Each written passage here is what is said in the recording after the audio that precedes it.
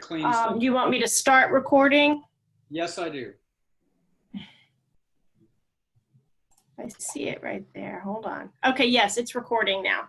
Excellent. Well, welcome everybody to a USBIA special webinar on funding in changing times. Caveat right off the bat is that this webinar and the thoughts, ideas, beliefs, and fabrications of the panelists or of USBIA are not a substitute for legal or accounting advice. Don't take our advice, but check it out because it may make a difference in your bottom line.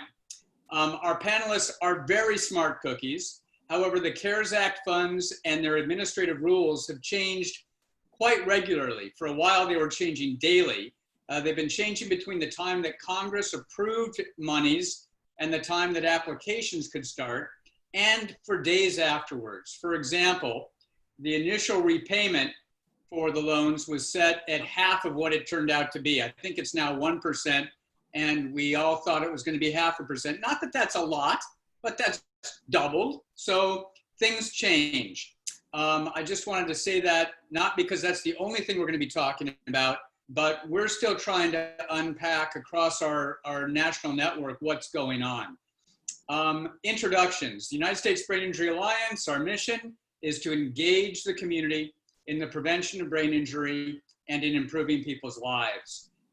Today we've got 3 rock stars who are going to work with us to try to help understand that despite the fact that the coronavirus has changed society in many ways that are unimaginable just a few months ago, these changes have had an immediate and intermediate impact in a lot of our operations and thinking. Some of that thinking and response is within the range of normal, urgent, or emergent response, and some of it means we're just winging it. So first and foremost, the top of my screen, I'm not sure where he is on yours, if you can raise your hand, Brad. Brad Donaldson is the Chief Operating Officer for the Minnesota Brain Injury Alliance and the Minnesota Stroke Association. He's been with their organization for over 21 years. I've known Brad probably for close to that long. Brad is a consummate, flexible, and nimble staff member. He's a jack of all trades with his degree in theater and English, which means that he is logically in the field of brain injury. And he went into financial, operational, and also strategic leadership in nonprofits. Brad describes himself as a fan of all things geek and nerd, which helped elevate his popularity in high school tremendously, but it also helps elevate his popularity amongst at least those of us in the Midwest who rely on him to help maintain our resource facilitation database, which he does with grace and aplomb and occasional cursing by all of us. Brandy Richmond there she is with her hand up. Brandy's on the BIA Iowa team. She started her career 13 years ago with the Iowa Alliance, and she's currently Director of Finance and Operations. She has an accounting degree from the University of Iowa, and she's in the MBA program at the University of Iowa currently. She claims her favorite dessert to be cheesecake, followed by her 2 other favorite things, her 2 dogs and her 2 kids. Not all necessarily in that order. I should not have said followed by. Peggy Reicher, her hand up in the air. There she is. Nebraska. She's been in the field of brain injury for over 25 years, even though that means she started when she was 6. She helped establish the Brain Injury Alliance of Nebraska in 2009 and became the CEO in July of 2013. Peggy has a master's degree in social work, worked for 14 years as in the TBI unit at Madonna Rehab in Lincoln, Nebraska, and is currently the president-elect of USBIA. She's also on the Monroe Meyer Institute Board of Directors. So these are 3 folks from 3 organizations who have been considering a range of operational issues. I know for a fact that Brad and Brandy have had to adapt to deploying all their staff home from offices. Peggy didn't because she never got him an office, but that was a smart move. maybe I can just Hindsight is 2020, right there. Isn't it though? So we've got a small crowd today. I would invite you all to keep yourselves off mute, unless, of course, you have dogs or small children asking for dessert, in which case, Brandy, you might be the one asking for dessert. We can have a bit of a conversation here, but first and foremost, I'd like to just start maybe with Brad. Minnesota Brain Injury Alliance has how many employees now, Brad? We're 78. 78. So a big show, a lot of funding goes through. And if I'm not mistaken, you did apply for the Payroll Protection Act? Correct, we did. Sure. And Yep. And what is your forecast, Brad? Just if you had to think through the next 3 to 6 months, are you as optimistic that the economy is going to come back up with afterburners on as soon as our president talks about, or what do you think? No, I'm not, especially in our sector. I think some of the other sectors may pick up at some of a decent pace, but our sector, the nonprofit sector, always feels the ripple effects of any kind of issues well after the issue has hit corporate America. So I think our issues just continue to get worse because any donors we lose, any contracts that go on hold, any services that are postponed, there's the potential that they won't be renewed because they'll be deemed not as important at that time, or they're tougher to recapture. A donor who drops, let's face it, it's 10 times easier to have a donor just decrease the donation and keep them. If they go away, to get them back is just like pulling teeth. Yeah. I think our side of the economy, regardless of the corporate side, is looking at least sliding or not regaining through the rest of this year into next year. Let's go downscale. Brandy Richmond, any thoughts from being in the midst of an MBA program? What are you hearing from your colleagues and the university? Not a lot because it's all virtual right now. So we don't really get much time to chit chat. Yeah, but my colleagues, they're, being on the board at the ARC as well, they see a big dip in services. So, I mean, you see it around and you don't see anything picking up that quickly.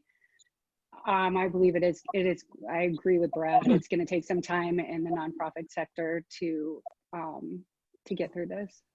Got it. Peggy, do you disagree? Nope, I would ditto what they said. I thought you might be. All right. So Peggy, I'm going to shift then. Well, first, before I ask this next question, Glenn or Candace, in terms of where your shops are, have you applied for any federal funding? I have. Who is that? Alina. Okay, you've done it, Alina. And I'm just wondering, BIA? BIU. You guys, did you apply for the PPP? No, we took care of it locally. And Candace, what's the other one? The EIDL? Oh, you went back on mute, Candace. Yes, sorry. We use the state small business nonprofit loan. So we'll see. It's still pending. Okay. So one of the questions that's out there that I know this is going to be viewed afterwards, a couple of folks couldn't join, was the PPP process. How easy was it? I'll start with Peggy. You went through it, didn't you, Peggy? Yeah, I went with the banker that we use is Union Bank and Trust. It's a local bank, and they were incredibly easy to work with. I just did everything via email. We applied, shared a few emails with the materials that they requested.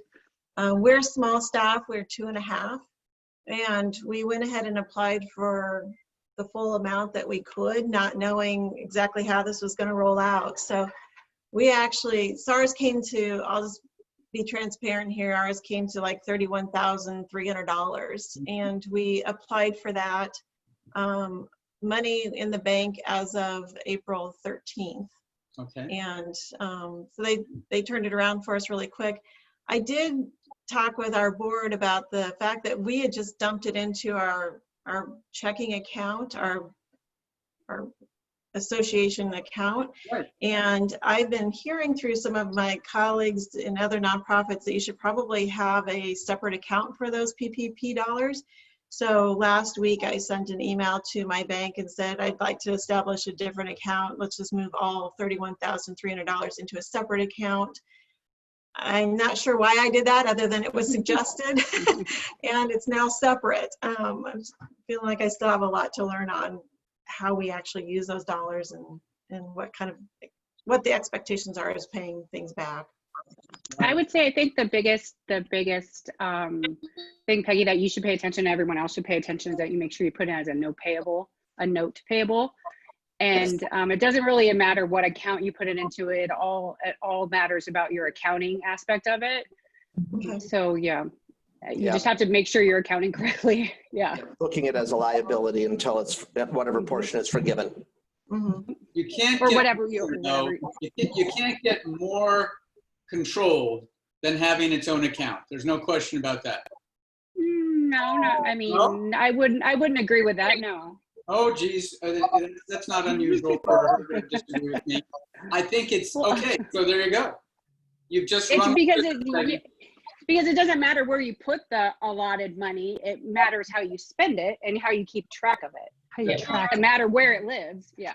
what you do with it, and you just have to maintain your payroll over time, over the next however many months. Audrey, in Wisconsin, do you have a payroll to maintain? I did this through my own company, not through BIA Wisconsin. Got it. But I got it very easily from the company. So, and it was like 45,000 that we got Sure. put into a savings account. And I mean, like, I signed the papers at 11 a.m. and the money was in my account by 2:30 p.m. Sure. That's Monday. Sure. Hey, Glenn, is there a reason why you wouldn't go after the federal funding? I'm just curious. Yeah, if we've just had some financial things, we had to clean up some things internally to pursue the state funding. Ah, It's just part of our financial challenges over the past several months. makes sense. Got it. So but you did have that option. That's good to hear that there were state options. All right. And then Alina, I know you've gone onto the phone, so we won't pester you. Question we had here, which is kind of an interesting question, is the relationship between the PPP and the EIDL, the emergency fund. Brad, have you gone ahead to look at the EIDL monies? We didn't with the PPL funding we got. That's where we're going to stay. The IDLs were suspended currently, and they're only up to $10,000 generally, unless they've changed that statute now, like you talked about the ever-changing standards. But with the variance between the two, when they were suspending the EIDLs anyway, the PPP loan is where we focused our efforts. I think once the PPP money runs out, looking at EIDLs, if there is still funds in that, is at least worth it. It's a $10,000 cash flow stretch, which is nice. Can you tell me what the EIDL is? Economic injury disaster loans. It's also through the SBA. So Okay. it's managed by the same organization that runs the PPP loans. Okay. So Brad, why are you saying you can only get $10,000? That's the cap they put out there, at least on their website. That's just for the emergency funding. You can actually apply for much more than that. On the EIDLs? Uh-huh. Oh, okay. Because yeah, I saw that on their emergency side, it's a 10,000 cap. Yep, you have the cash advance you can get is up to $10,000. It's between 1,000 and 10,000. It's 1,000 per employee, basically, up to $10,000 for the cash advance. But you can apply for and that is a grant, and you don't have to pay that back. But the rest of it is definitely a loan. Yeah. Yes, the rest is a loan. Mm-hmm. And you can even get that $10,000 even if you don't get the loan itself. It's very interesting if they ever open the application back up again. But right. Yeah. So did you guys apply for that, the EIDL in Iowa? No, not yet. It closed before we had a chance to do that. It's I would say a lengthier process than the PPP loan. The PPP loan was very easy compared to the EIDL loan. Super easy. Mm-hmm.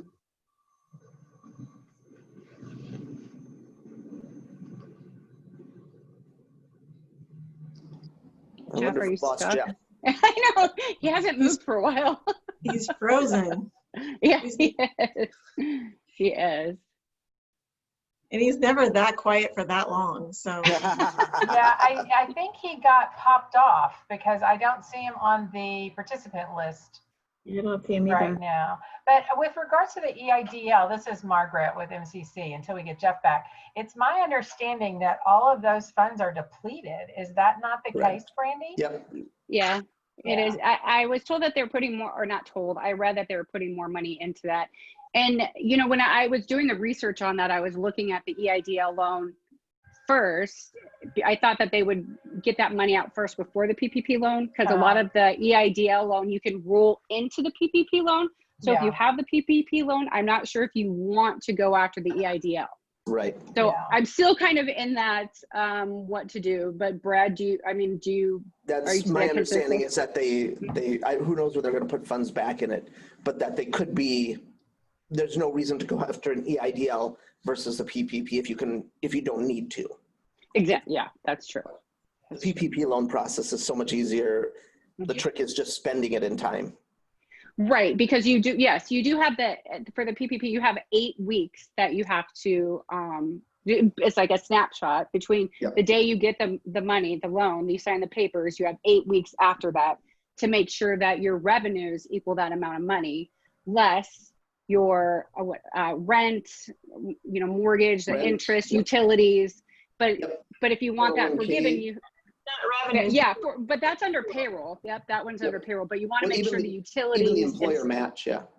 Right. Oh, yeah, definitely. Right. But that goes on over payroll. I was just going to go on to the fact that you don't want, if you're going to go after the forgiveness, you don't want your non-payroll to be more than 25%. Correct. And again, it falls under the rent, mortgage, interest, utilities. And yeah. I have a question, and I don't know if, I think I read that we could utilize the funds for this, but let me know if anyone else heard different. But we got Zoom because we didn't have Zoom before. Can we use it to help pay for like the $1,000 for Zoom? Anybody know the answer to that? Is that a utility? I mean, it depends what you define a utility as. I know, that's my Right. question. I don't Is know. that similar to my phone bill? I don't know. Right. I would say it is, especially in these days. Right. Right. Yeah. It's like internet. Internet used to not be, but now that it is, right. Yeah. Why is that? That is a really good question, Peggy, because it is now our way of communicating. It is pretty much our virtual office. So yeah, I'm not going to say yes or no, but. And then the other thing is I need to look at it. So we got our money on the 13th of April, but if we purchased that earlier in the month, then we probably couldn't can't. use it. It has to be after that time. After that time. Unless you want to allocate it throughout did you purchase it for a year? What did you purchase? Yeah, we did a 1-year So you agreement. could, then just allocate Allocate it throughout the year. Yeah. And then Oh, just yeah. do Take 2 part of months it. of it. It won't be as much, but it'll be something. Right. Yeah. You can Yeah. even allocate it more intensive in your COVID months, right? You could, Yeah. right? So you could, yeah. Anyway. Whatever that's going to be.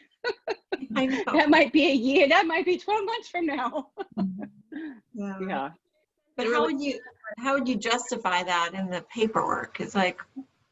I would go by your governor, probably the regulations of what it is. And I mean, well, you don't have I don't know. Accounting, is also interpretation on some of that. So what would you do, Brad? What kind of relationship do you have with your lender? Pretty good relationship? Do they know me by face? No. Do they know me by, they're very responsive when I send them emails and stuff. We didn't have a lender before this, and now they're a lender. Yeah, my gut would be, depending on the level of relationship you have with your lender, because the lender, I believe, is the one who files the forgiveness finalities towards it. So if you have a decent relationship with them, you could ask them if they would view that as a viable expense to bill, in essence, all of it over the first quarter, the first 3 months you have it. So allocating 33, and that'd be over your 8 weeks, you'd pay 66% of it then as a utility. since this is the time you bought it and started using it. So if you allocated it over 3 months in essence. On the other hand, I don't think it's likely that this is going to be audited from that small of amount, from that small of a PPP loan, because everybody else is going to be so much. There's other people, other way bigger fish that are going to probably be audited in the future. So I don't mean that as a way to get away from it, but that's what I would think. Just keep a good record of how you do it. Yeah, I mean, just have a Right. good justification. That's really all. That Right. And just document, watch, document. Yeah. like Randy mentioned, watch the 25%. That's Right. non-payroll. That's going to be one of the things I think they really target, is making sure overhead expenses, whether it be rent, occupancy, utilities, any of those things. That's what I think they're going to target, is when those start drifting towards the 25% or more. Yep. Right. And consistent about what you call it, always. Yeah. Yeah, and also, I mean, your guidelines of what your governor does, if you want to do it extensive, concentrated in those months of when they're saying social distance and stuff like that. I think that's really good, justifiable. Yep. Yeah. Right. So this has been one of the questions that have come up in between Jeff and I, and I've also talked to other people about this. So say you have contracts that you have that you're already paying, that you're getting reimbursed for, like if you have state contracts, federal contracts, or grants, and you're getting reimbursed for the salary that you're paying out, like the hourly work. So how do you guys see that if you're taking a snapshot of that 8 weeks and say your salary's $100 for that 8 weeks, but you also have grants that's going to help supplement that $100 too? How do you guys see accounting for that? I mean, in my mind, I thought of it one way, and then the second time I thought, well, they're two different types of money, I guess, types of funding, I guess you could say. One is like one's getting reimbursed for hourly work, and one is just a snapshot of your revenue. Right. How do you stay away from double dipping? From my understanding, the only ones that may cross lines in that situation are federal grants, not state level, which, depending on where your grant revenue is coming through, if it's being sent through your state entities, it shouldn't be a conflict of interest at all. Or of any other grants that you have within your state or anything else that's helping fund your salary. These are federal dollars. Right. That's what they're saying right now. For forgiveness. I think it could change, but the thing is, it didn't talk about, oh dear, I'm sorry. That means we have an alert in our state, and our governor's probably our governor's gonna talk in a few minutes. So anyway, what I understood by what I read with the PPP stuff is it doesn't talk about exclusivity of the revenue or anything like that. It's just that you have to maintain your payroll or add back in the employees that you left. And it's really just about proving that you maintain those payroll numbers that you submitted to them, from the last quarter or the year before, right? Yep. Correct. They actually don't even really know what your revenue is. They didn't ask that. They asked about your payroll expenses almost exclusively, right? Yep. So in essence, you can be paid twice for it. Right. And as an accountant, that's just, it's like, oh, that does, accounting principles don't say that, but it is literally different funds. And from the way we plan to account for this is that it goes into a note of liability. So it's a loan until it's forgiven, then it becomes a donation. Right. So right. Exactly. That is such a good way of thinking about it. Yep. Say that again. That it sits as on your balance sheet as a liability, a loan payable. So it'll sit there as a liability until it's forgiven, which hopefully would be then, I don't know how many weeks it'll take after the 8 weeks when you apply for the forgiveness for your lender, how long that process will take. I don't think they've even prophesied anything on that yet. But once it's forgiven, then it should move. Then we move it to a donation.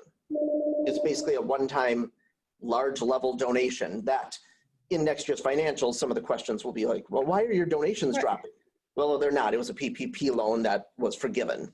So it's right. If you want to put it in that, or you can just put it in non-restricted funding. Oh, but yes. You're right. I mean, they're saying for it to be forgiven, you have to show that your payroll was that amount. Yep. They're not saying that money literally has to go there. It's Right, so exactly. interesting. It's so interesting that it's that way. Peggy, Yeah. you're skeptical.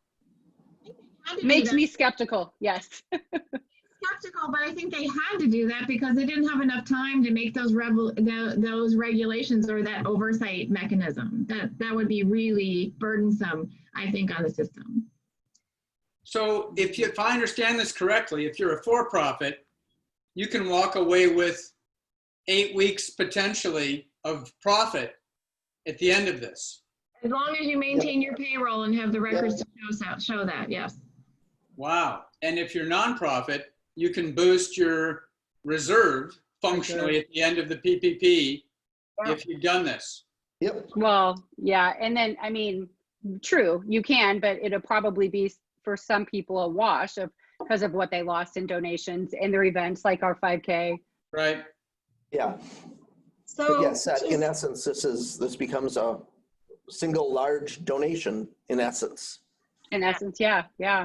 And I That's a good applied way of for, putting it. I even though my revenue didn't go down necessarily, but I couldn't figure out what my anticipated expenses were going to be. Say if somebody got the virus or my staffing issues related to that. So I just got it. So going back to Brad's comment though about the double dipping. So I have one staff member that has 87% of her time receiving funds from a federal grant that come through the state. 67% of my time is spent on grants for federal dollars. So are you saying that I mean, in this 8-week period, I have to minus that 87% and 67% of what I get paid, or you're saying, don't worry about it? You said it came through the state, that it's federal dollars, but it's washed through the state. So that's still a state-assigned contractor grant. The state picked you as a funder. It's if it's direct federal funding. Okay. So as long as, like my money, the money that gets deposited in my account is from Department of Health and Human Services and Department of Education for Nebraska. Yep. So you're saying I shouldn't have to worry about this be considered a double dip? That's my understanding in talking to our auditors and our legal representation, et cetera. Not under PPP.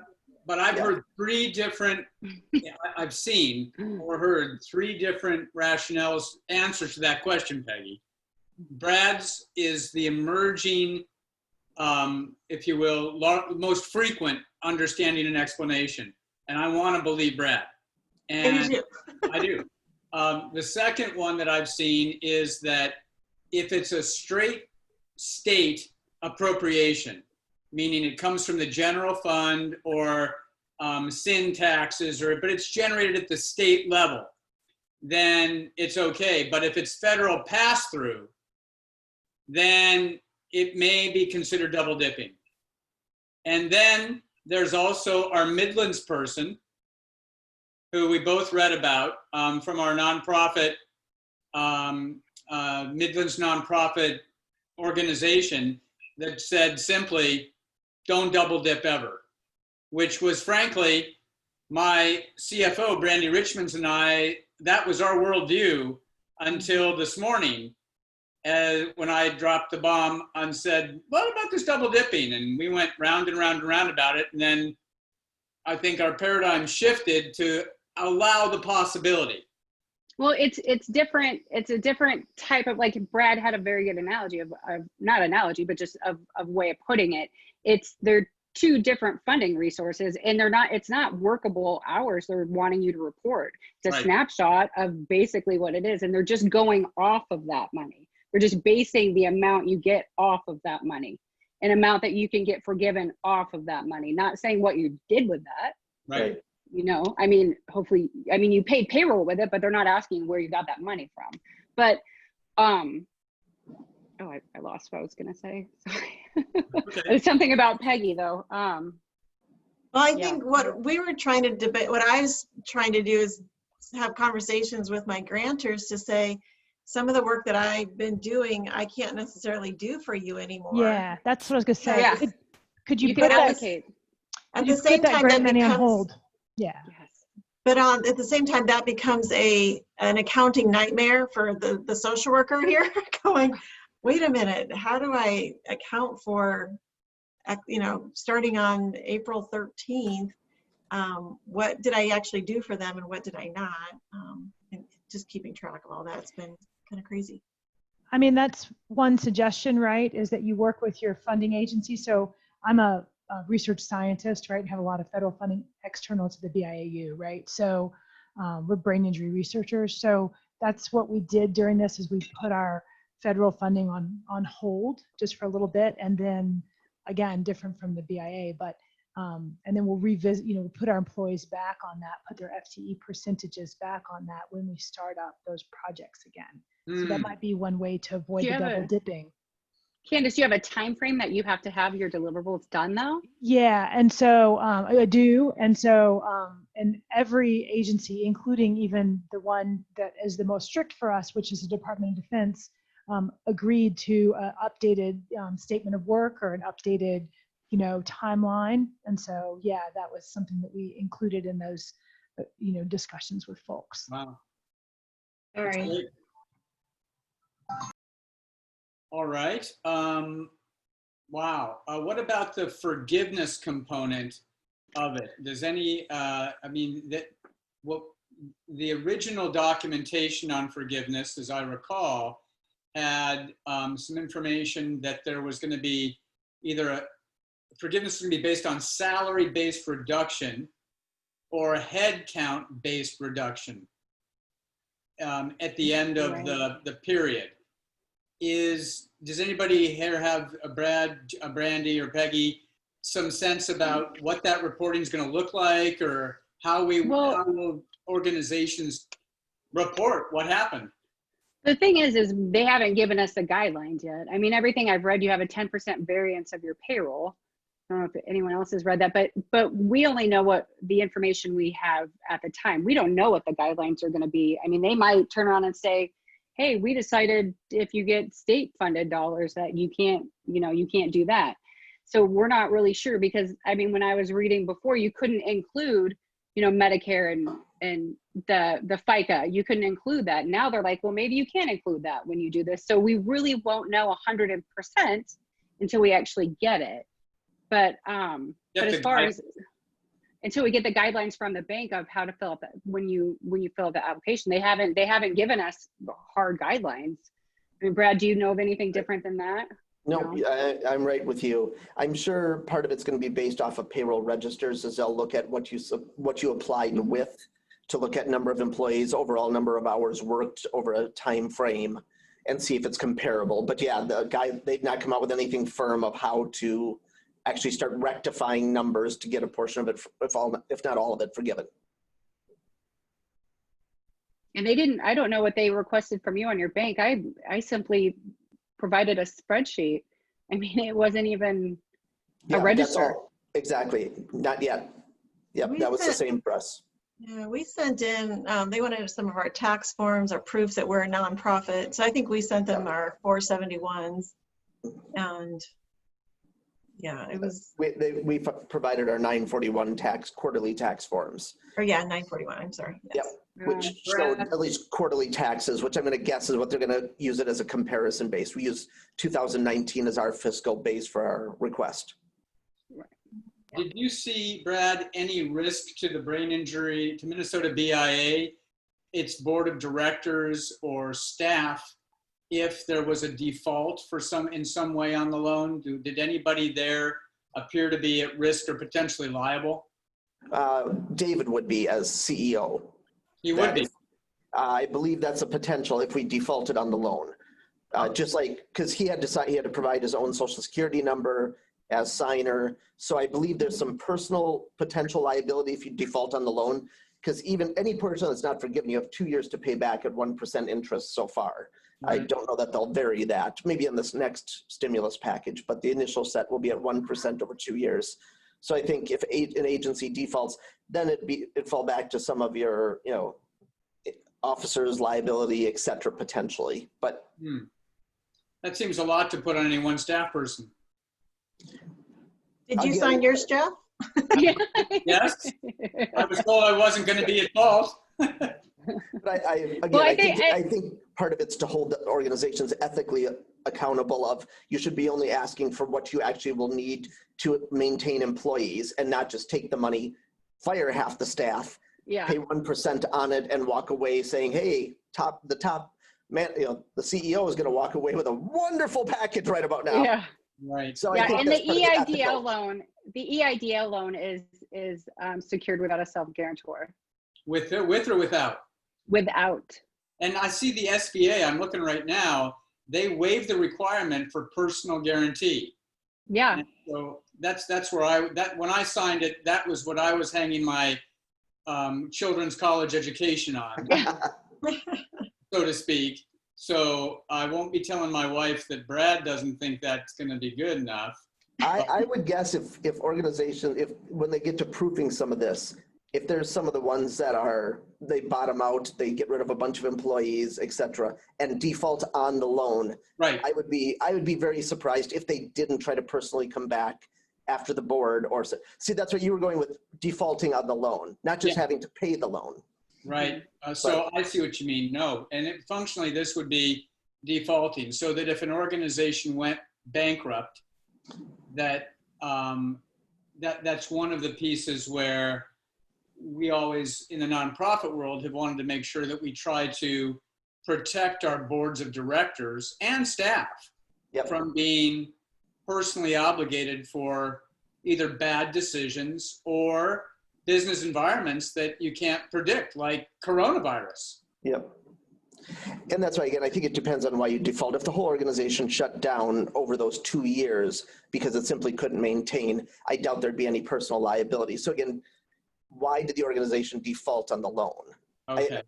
Just watching the press, how the Lakers just gave back their, what was it, $5.4 million PPP loan because they shouldn't have got it. Yeah, that was kind of against the ethics of it. So again, I can see a few years down the road, some groups, if they default for the wrong reasons, there will be an outcry by somebody and someone's gonna get put against the wall. So get out from under it if they can. Hey, Brad, wouldn't defaulting the way you're describing it and then walking away with the money be fraud? That's what I'm saying. Like someone And would that get, not very just much. The CEO at risk, but puts the board of directors at risk. Mhm. But that's why you carry officers and Right. directors in let's see, Directors and officers officers and liability. directors liability insurance Mhm. to cover yourself for those kinds of scenarios. So you're Exactly. not personally at risk. I'm not advocating fraud, Helen. Not at this time. Never. Your ethics are unimpeachable. Thank you. You're welcome. I'm glad we're recording that that's true. All your colleagues. Oh, well, any other questions that people have here about, navigating what might be ahead? And that's hard to know exactly what that means. The unemployment rate's getting pretty darn high. Office space was my next thought. Brad, you've got 80 employees. We've got 12. How are you doing remotely? Is there a time where you might think, maybe we don't need to invest in office space? We've already actually we expect that this will change the way we work moving forward in a grand level. Like our leases go for a while yet, but I wouldn't be surprised when our leases expire or as they're coming up for renewal, that we actually start downsizing and look at a little more common area space and keep outsourcing outside. We haven't had the need to spend the resource money to do it, except now, adding some light tech help. But over time, we may push more in that direction. This will tell us whether it can be done or not, because we don't have a choice. It's always been the scary thing of rolling the dice when you do have a choice and you know what you're doing is working. And we don't have a choice. So this is our field testing towards that. But I do think that's a very viable point, is that I'm going to guess some things might shift in the next 10 years. Candace, what was your question? I'm curious what your question is. I have a million questions, but I had one I wanted to add to the agenda items when you're ready is we're in the process of transitioning our 5K to a virtual 5K. And I wanted to talk to folks about that, see if we could develop some partnerships in that, as well as if others had done that, what experience they had. And if no one's had experience, then I'm happy to share my experiences with the team. And maybe we could, the beauty of virtual 5Ks is you can run them from anywhere. You can run the events from anywhere. So maybe the BIAU might think about us working together to make a, you know, a collaborative event. So that can go towards the end of the agenda if you'd like. I love that. We'll put that in the parking lot here. I'll watch the time. We're going to hold at least 5 minutes for that one. Thank you. Jeff, this is Bob. Hey, I'd like to make a suggestion. I don't know where this fits in the agenda for keeping people's eyes open for any COVID money, grants, things like that as a source of revenue. I guess there are two issues. One's a clinical and one's a financial.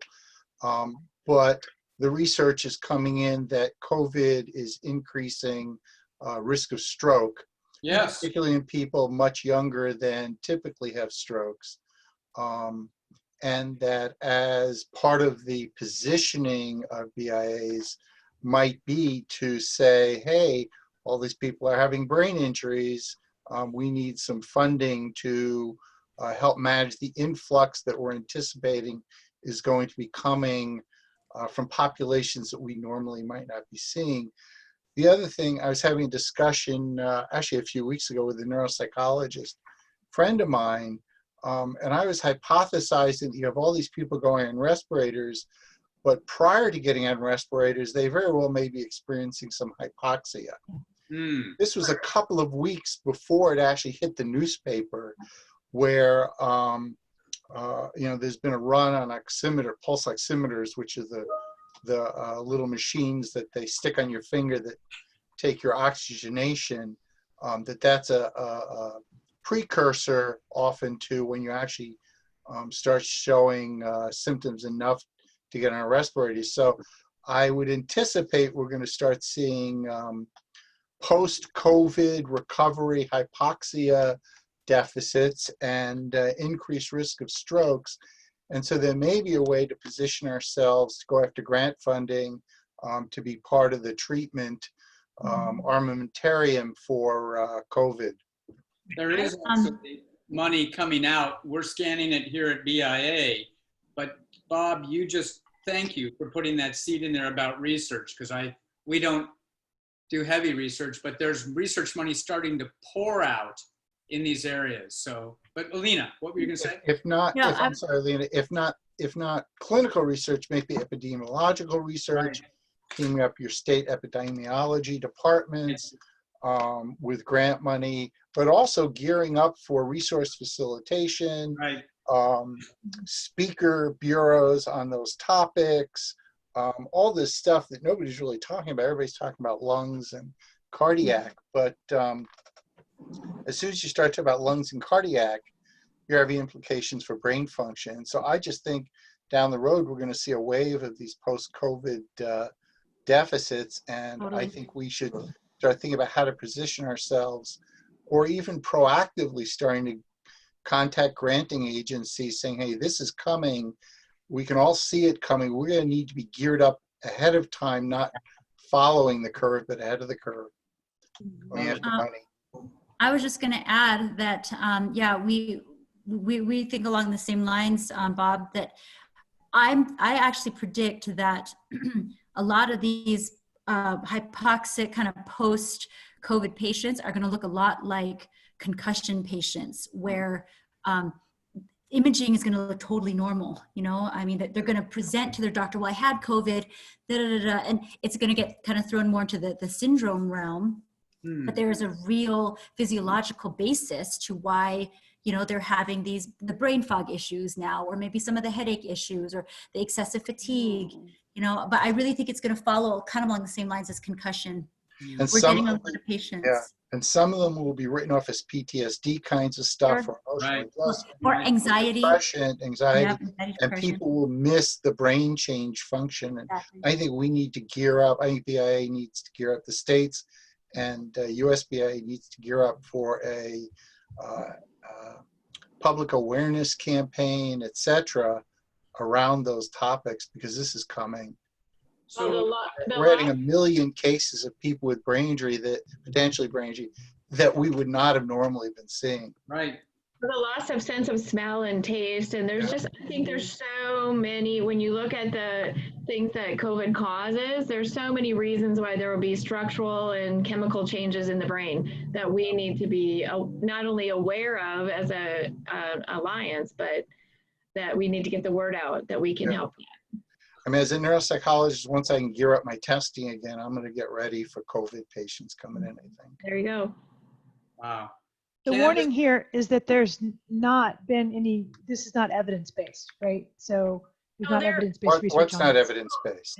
This idea as to the relationship between COVID infection and Oh, no, that's not necessarily true. I mean, if you have, well, regardless of etiology of hypoxia or anoxia, the problem isn't the COVID. Once you're quote over the COVID, hypoxia is hypoxia regardless of where the cause was. Low oxygenation is evidence-based knowledge for brain injury. Yeah, This is clearly a wave of COVID people coming in now with young, quote, young, if you will, stroke. And they're hypothesizing the mechanism for which COVID is causing the strokes, which has to do with the blood system and clotting and all those problems. That evidence is starting to come in pretty heavy. I saw one reported necrosis in the brain secondary to COVID, but I haven't seen much follow-up on that. I think the problem will be about the evidence. I've seen where a story was on the changes of brain scans were evident, but then whether that was due to the COVID itself or the underlying condition that caused them to be vulnerable to COVID in the first place. So I think there's a lot of things to be dealt with, but still people are going to have functional brain injury related issues. Lena was right about, you know, if it's anoxic, the scans are going to show up normal. If it's stroke, they won't. But if it's anoxia or hypoxia, the scans will look normal, and everybody will start writing these cases off. There was a single case report last week by a neuroradiologist who was doing an interventional procedure to remove a clot from a patient. And his report was for the first time in his career, and the two people that he brought in to watch, while he was going to remove the emboli, the blood clot, he was able to see, he was watching other clots forming in real time. And had never seen that before, and was A, disturbing, and B, you know, again, just what is this thing that we're dealing with? This is not like anything we've had before. So again, an N of 1, but suggestive that something's different when you also see the case reports that are more than N of 1 of stroke. Candace, I want to be respectful of you. I know that Brain Injury Alliance of Arizona, and we talked to them, Brandy and I talked to them about this. They did transition their run, walk, and roll 5K from real time, face-to-face, running on pavement to virtual.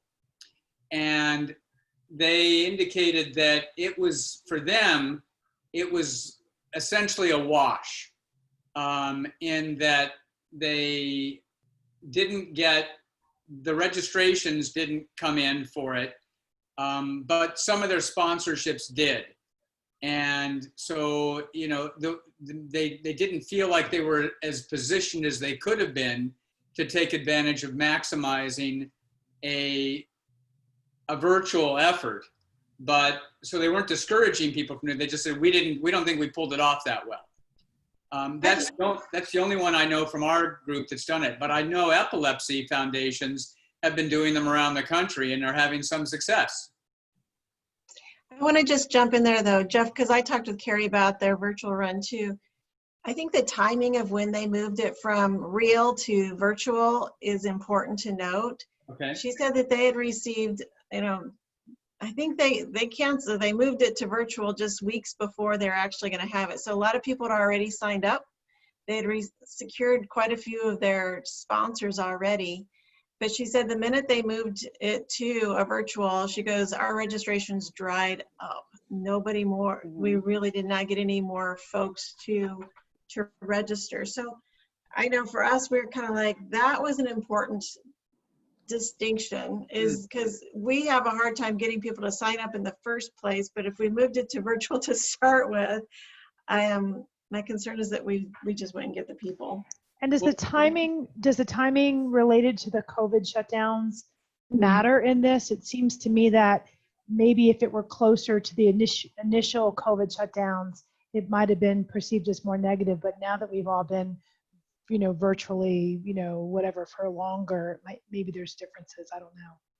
Yeah, I know we had that decision, and part of making the decision when I talked to our chip timer about this, because he had some people go virtual as well, is how much money have you already invested into your own rock and roll? Have you bought t-shirts? Have you bought awards? And how many people have you had sponsors of? And how many people have signed up? And we in Iowa, we didn't have a lot invested. So we decided to not do the virtual one. I mean, talking with Arizona as well, how they didn't get any more registrants once they went virtual. We didn't see that it would be much of a money generator for us. But I do think, Candace, part of our thinking was, as you just said, the timing. There was this tsunami that appeared to be coming. There was a lot of talk about, get ready, you're going to jobs, sickness, ICUs, ventilators, death, destruction, the 4 horsemen of the apocalypse are coming. And there was just too much on people's plates, noise-wise. As things settle down and as states, some, look to try to open up back to a new normal, whatever that might be, it may be an area. Oh, I love that when that happens. Is that Jackson? Oh, he's peeking. He's peeking. Hey, everyone. I have to jump off real quick. I have another Zoom, but I'll be back in like 3 minutes. All right. Well, that's a quick one. Yeah, thank you. 1 second. Okay. Yeah, so I like that. I mean, I think we didn't have a lot invested, into the 5K yet, before we decided to pivot it to virtual.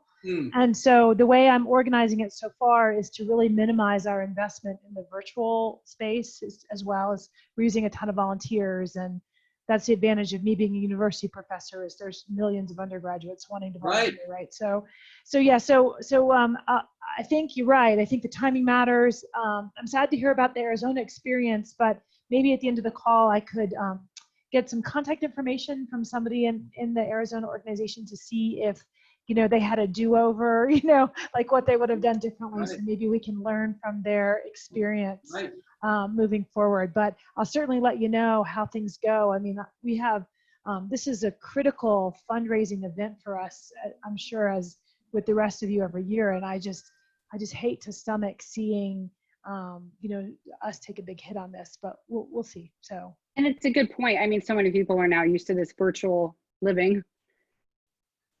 Yeah. One thing you also make sure you're factoring into your expenses is, we checked with our running company.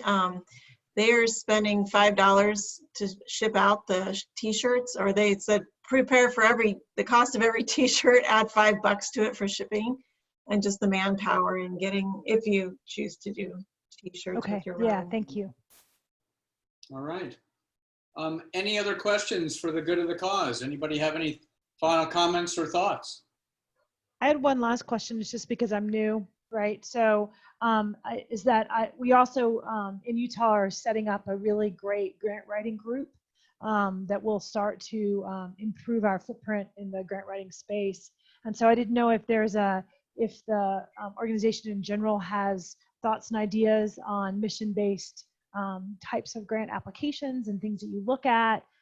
Could there be help for other states? I understand that there'll be differences between the regions, but looking at federal resources or other resources for grant applications would be helpful for us. Yeah, we can talk about that. In fact, let me circle back with you, Candace, and maybe Glenn, to talk about how we might be able to get, so I guess the answer to your question is, we did, for a period of time, maintain a virtual space with some grant templates. I think my experience is that people's lives move forward, and we don't, unless we're having a regular call for submissions of both grants that got funded, grants that didn't get funded, grants that should have gotten funded but didn't, grants that got funded but shouldn't have. You know, those are, yeah, so we can try to sweep those. I know that we've got some templates, and I've got, when Bob was talking about grant possibilities, I've got a 7-page document that came in from, we have a grant guru who is, you know, he scans quarterly for us about what's coming up. And I added COVID on the list, and there's stuff available. We don't tend to go for the federal grants from, at least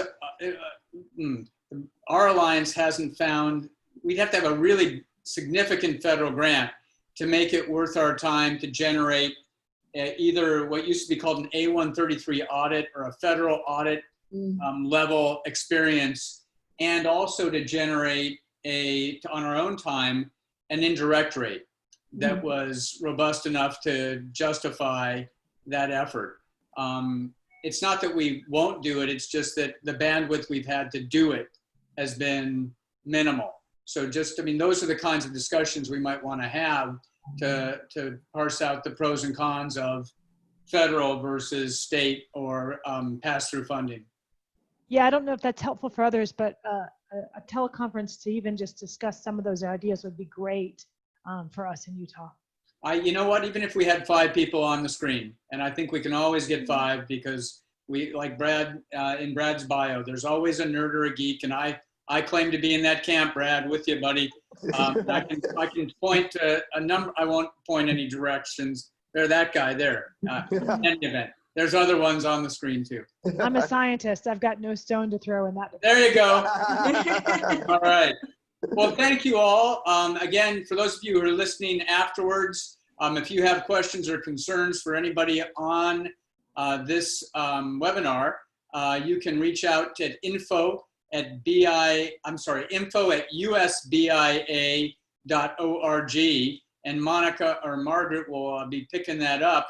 If you have one specifically for somebody who's named on this screen, the guy in the white cap, though, who doesn't have his name, that's Mickey Mouse. No, that's Glenn Latham from Utah. Got it, the other four corner state.